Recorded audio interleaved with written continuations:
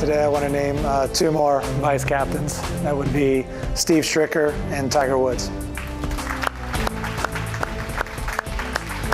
Ryder Cup captain Jim Furyk surprising no one as he brings Steve Stricker and Tiger Woods into the fold as vice captains. What does that say about future captaincies? Speaking of Tiger, he starts his own Florida swing this week. We'll look at his incredible success over the years in the Sunshine State. And the Honda Classic, also the site of Sergio's return to the PGA Tour in 2018. Will the Masters champ be ready as he preps for his green jacket defense? It's all ahead on Golf Central.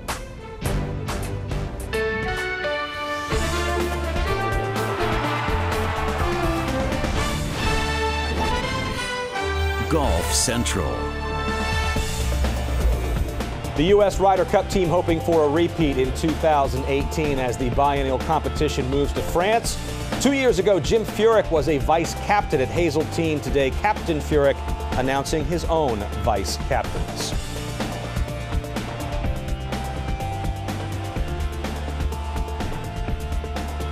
And with that, welcome into Golf Central. Whit Watson in studio, joined momentarily by Tripp Eisenhower and Matt Adams. It was not the best kept secret in golf, but it didn't have to be. Ryder Cup captain Jim Furyk going with experience and consistency as he announced his first two vice captains for this fall's Ryder Cup.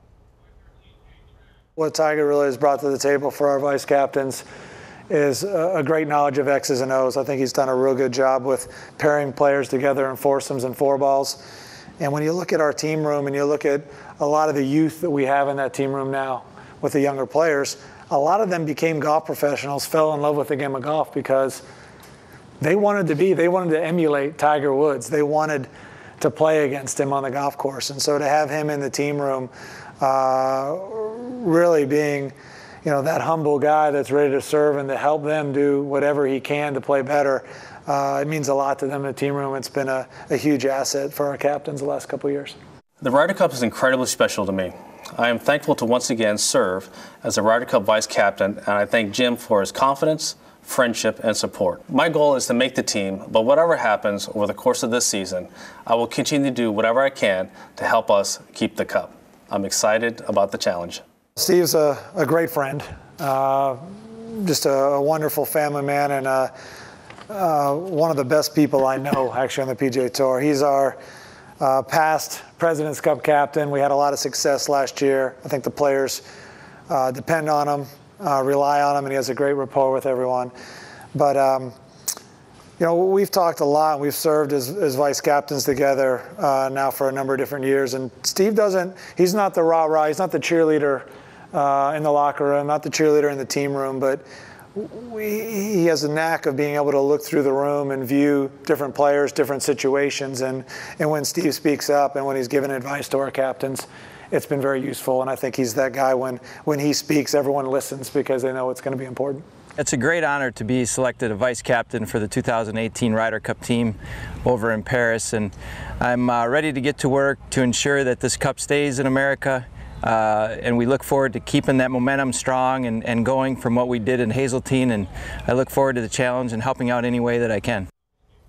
We'll take a look at the Ryder Cup records of these two players, Woods and Stricker.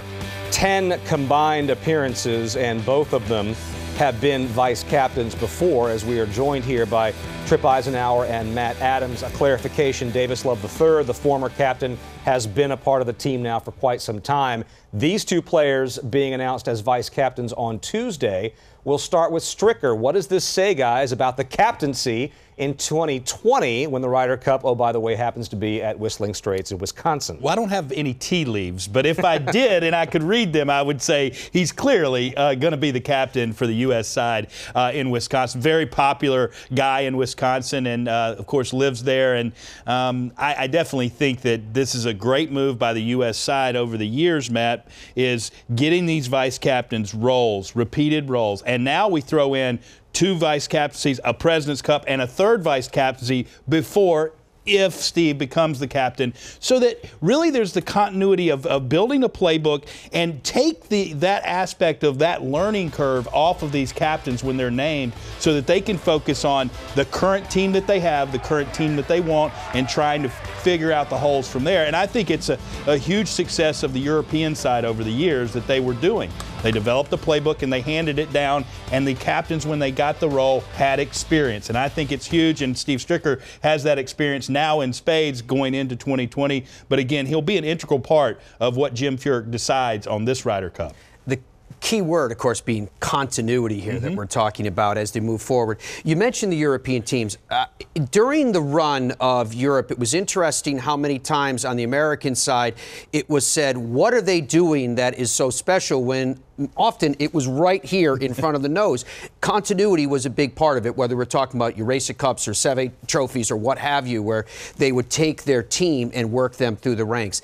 The quiet leadership that Jim Furyk spoke about today, about Jim Furyk, I thought was interesting, because Steve Stricker today, he said to me recently a story that kind of, I think, illustrated that quiet leadership. Last summer, he was trying to build a camaraderie, some chemistry amongst his team, so he sent out this group text to all of those that looked like they were probable. The text went around. There was a lot of humor. There was a lot of just general exchanges. Somebody wrote back and said, "I don't care. Take me off this list." Strick had put the wrong number as he entered all of these in, and some random guy ended up on there. And it shows the way that he's willing to be able to be human, the respect that they have for him, the bonds that they have, and that's part of the secret of why it's working right now. So let me get this straight. Some idiot had all these guys' phone numbers and said, take me off the list? Yeah. Okay. How about Tiger, vice captain, as mentioned, for Davis Love 2 years ago? He's done it before. I mean, there's the possibility he catches fire in the next 3 months and makes the team. Have we thought about this? It's a possibility, but based currently on what I'm seeing, I think he's got a long way to go. Now, he's got to really play well in the majors. We know that's where the points really amp up for these players, and of course we know Tiger's capable of that with 14 majors to his credit. But again, I do think that Tiger Woods got an uphill battle for that. But when you look at the glass half full part of this, Tiger Woods is going to be a captain of one of these teams at some times. And now he'll have a couple of vice captaincies under his belt as well. And again, it's that continuity that we talk about. But Tiger's going to be part of this team either way. And I'm sure Jim's happy to have him part either way. And we know what Tiger wants. He wants to be a playing vice captain. Well, he said that, too, in that little piece that they played today. To answer your question, and we thought about him being both a vice captain and a player, he's flat out said that he's ready to do it. So we'll see how that goes with Tiger Woods. The interesting thing is, you went over their records, right? Not all that great. No. Personal records on the Ryder Cup. He's undefeated as a vice captain on United States international teams. So we'll see. And of course, in case you missed it, he is in the field this week at the Honda Classic. We'll take a look at some of the notable tee times. Down in South Florida, there's, the captain, Mr. Furyk, is playing himself with Martin Kaymer and Stuart Sink. Sergio Garcia making his U.S. debut in 2018. More on that coming up. Tiger's playing with the current FedEx Cup leader in Patton Kizzire. 2 wins already on the year. Ricky Fowler defending his title alongside Kevin Kisner and Patrick Reed. McIlroy, Scott, and Harrington, all-star grouping there. Harrington, a former champion at the Honda Classic, and he had Tiger on his mind as he spoke to the media on Tuesday. There's many things you see in Tiger Woods that have changed, and the one thing he can't do is try and be the person he was 15 years ago. He has to try and be the version he is now, and that's plenty good enough to win tournaments. It's plenty good enough to win major tournaments. It mightn't be the game that he had back in the day that was good on demand, but it's certainly good enough. As I said, there's many of us would love to be in his shoes in any given week and have his ability, and we'd feel good about it. Now, the news that Tiger had committed to the Honda Classic came out last week during the Genesis Open in Los Angeles, and immediately we were out there. The conversation, Matt, turned to PGA National. Yeah. This is not a soft golf course. This is not a place you go when you're trying to find your game. Is Tiger potentially kind of setting himself up for a rough few days here? Well, he has had success at the course. Sure. Remember that epic duel that he had with Rory McIlroy in 2012 that comes to mind very quickly. What's interesting when you look at PGA National is to look at the impact that the wind has on the golf course and how much that influences the stats. If you take a look here from 2016, now Tripp, the wind was 20 miles per hour, rough proximity third ranked, fairway proximity tied for 8th and scoring average 2nd. Last year, it was half the wind speed, and you could see that the rough proximity got a little better. It was still pretty rough, but fairway proximity went up considerably in scoring average as well.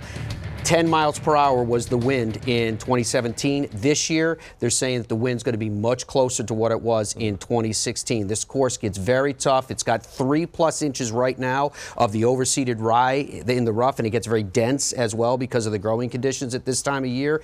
So if you are going to miss fairways, it's going to be pretty rough. And the prevailing wind is, if that's the key, because the prevailing wind coming off the ocean, we know that's typically much stronger. And what it does to the bear trap, it makes 15 kind of left to right and in. It makes 16 in the second shot almost straight in, 17 straight into the wind. And those holes are extremely difficult, those par 3s in particular, 15 and 17. You throw in those kind of winds, and that's why we see balls flying all over the place going in the water on those difficult holes.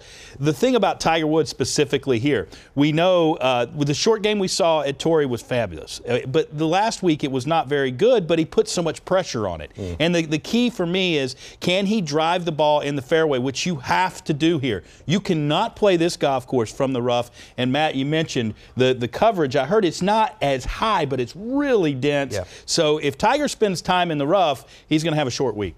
And of course, more on the bear trap coming up tomorrow on Golf Central. In case you've not heard of that little stretch of holes down there in South Florida, we'll get you up to speed. Tiger Woods, Ricky Fowler, Rory McIlroy, world-class field in Florida.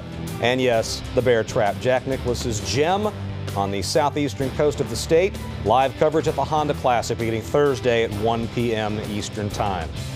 When we come back here on Golf Central, Sergio making his U.S. debut this week at Honda. How will the defending Masters champion fare at said bear trap? Ricky Fowler's win here last year was his last official victory on the PGA Tour. Can he go back-to-back in South Florida with another win this week? And speaking of Florida, Tiger has won all over the Sunshine State over the years. We revisit some of his best Florida wins later on Golf Central.